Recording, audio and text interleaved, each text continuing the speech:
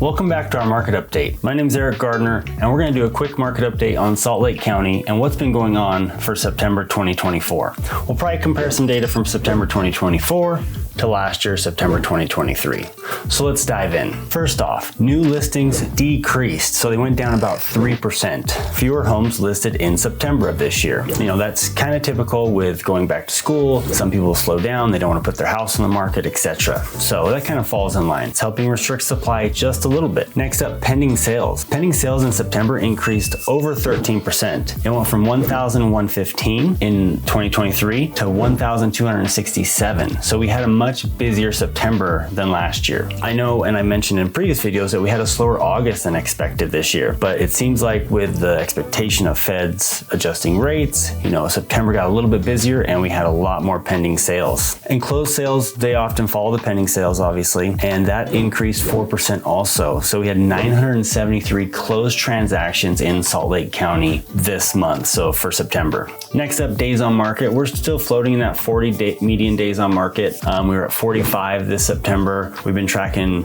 45 year to date. Last year at this time, we were around 36 median days on market. So the market has slowed, but it's been very steady and consistent this year. Next up, median sales price. That's increased almost 5% from $515,000 to $540,000. So the median home sold in September has increased over last year. Average sales price up 6.2%. So that was at $605,000 in September 2023. This year it's at $643,000 for 2024 September. List to sales price, that actually has increased also. So last year, you know, typically if you start at $100,000, things often sell for 99% of that list price. Last year we were at 96.8%. This September we we're at 97.1%. So creeped up just a little bit, but almost flat. Inventory of homes for sale. So we have those new listings that decreased, but our total inventory is still higher than it was last September in 2023,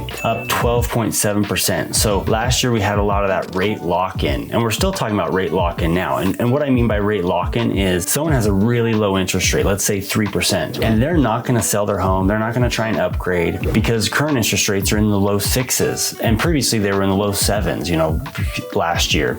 So that's what we call rate lock-in, and that rate lock-in has caused people to not want to sell their homes. But as rates have decreased, we've seen that unlock happen. And I think I mentioned in a previous video that a lot of housing forecast people are saying that once rates drop below 6% consistently, that's going to unlock 40% of home sellers. And that means more people are going to list their home then. And that has also helped with our current September inventories of homes on market, like I said, up 12.7%. Next up, months of supply of inventory. So with this inventory increasing and our sales kind of just staying flat, maybe increasing a little bit, our months of supply of inventory has increased 2.9 months for September 2024.